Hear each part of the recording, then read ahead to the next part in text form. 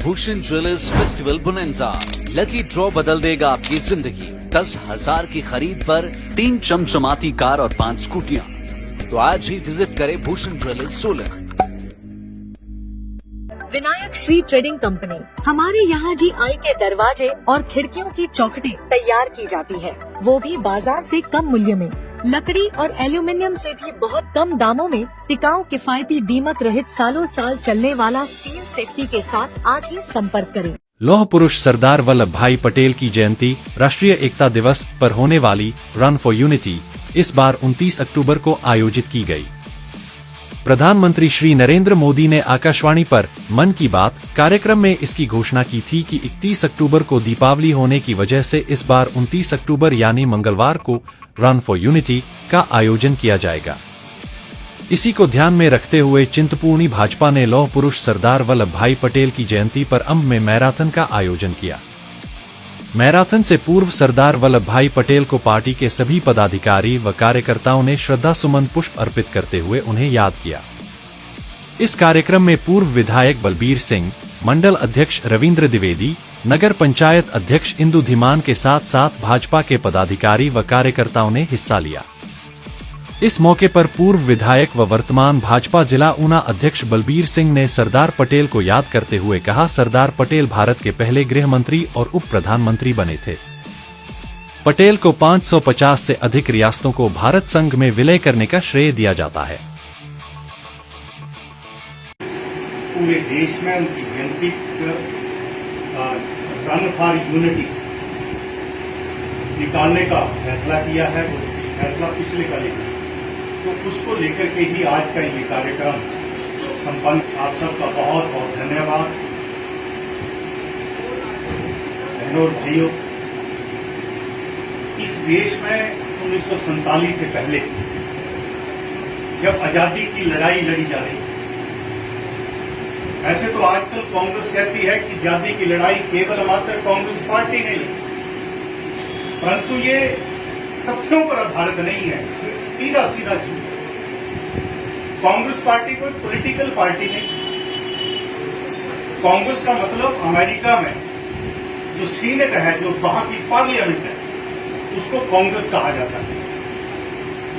कांग्रेस एक ऐसा इकट्ठ जो किसी उद्देश्य के लिए इकट्ठा हो, तो देश की आजादी के लिए, जो देश की आजादी की लड़ाई सन 1857 को महारानी झांसी ने खुद लड़ी, अपने बच्चे को, जो डॉक्टर बच्चा था, उसको अपनी पीठ पर बैठा करके जो लड़ाई शुरुआत करी, परंतु वो लड़ते लड़ते 1947 तक जब देश में कांग्रेस का राज हो गया, तो कांग्रेस ने ये कहना शुरू कर दिया कि इस देश को आजादी ही हमने दिलाई।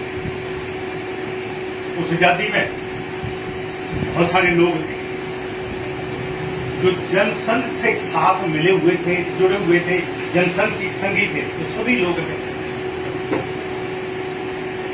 बॉर्डर पर भोजन बना करके गांवों से इकट्ठा करके गांववासी भेजा करते थे। उनको भी देश की लड़ाई में देश के साथ प्यार था, इसलिए किया। परंतु जब देश की आजाद हुआ, वैसे तो देश की आजादी मैं तो ये कहता हूं 1932 में होनी चाहिए, जिस प्रकार अंग्रेजों ने सेकंड गोलमेज कॉन्फ्रेंस में कह दिया था कि देश अपना मसौदा तैयार करो, परंतु 15 साल तक वेट इसलिए किया गया, प्रतीक्षा इसलिए की गई कि महात्मा गांधी जी चाहते थे कि जवाहरलाल नेहरू प्रधानमंत्री बने। और दुर्भाग्य 16 वोट पड़ने थे, 16 वोट में 13 वोट वल्लभ भाई पटेल को पड़े कि प्रधानमंत्री को बनाना है। एक वोट, अपना वोट जवाहरलाल नेहरू को केवल मात्र एक, 2 वोट 2 और लोगों को डाल दिए गए। आप अंदाजा लगाओ, जिस व्यक्ति को 13 वोट पड़े हों उसको प्रधानमंत्री नहीं बनाया गया, जिसको 1 वोट पड़ा था उसको प्रधानमंत्री बनाया गया।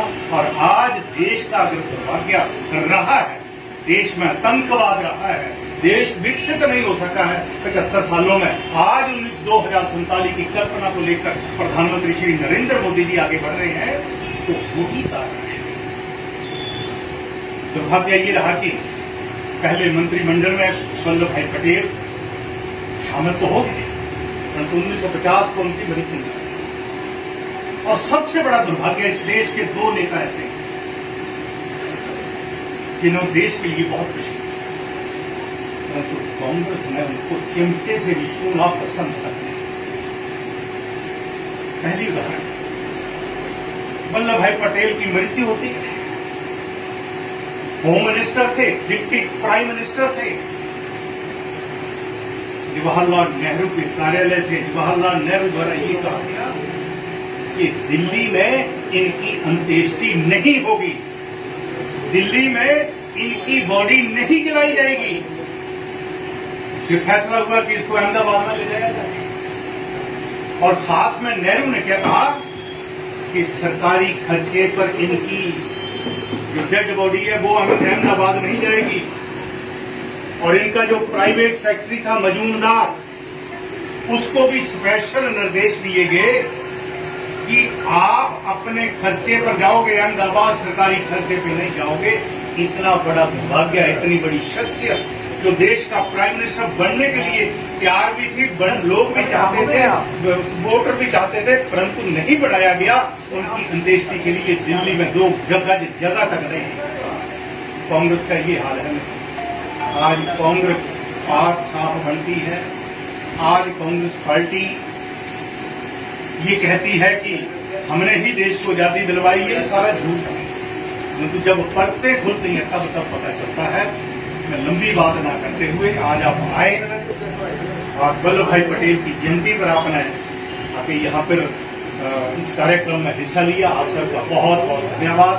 और प्रधानमंत्री नरेंद्र मोदी जी के नेतृत्व में छोटी बात नहीं है कि दुनिया का सबसे बड़ा स्टैच्यू गुजरात में बनाया गया है, और वो जितना उसके ऊपर पैसा लगा, 1 वर्ष में ही टूरिज्म के माध्यम से वो रिकवर हो गया। इतनी बड़ी बात, ऐसे काम होने चाहिए।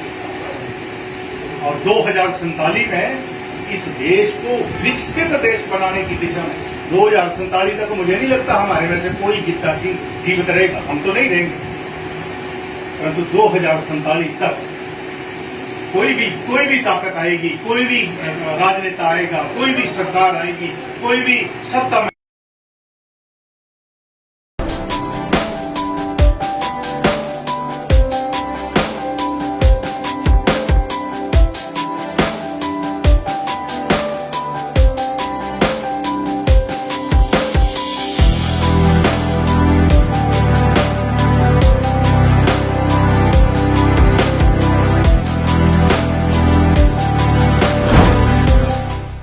भूषण ज्वेलर्स, अनमोल रिश्तों के लिए।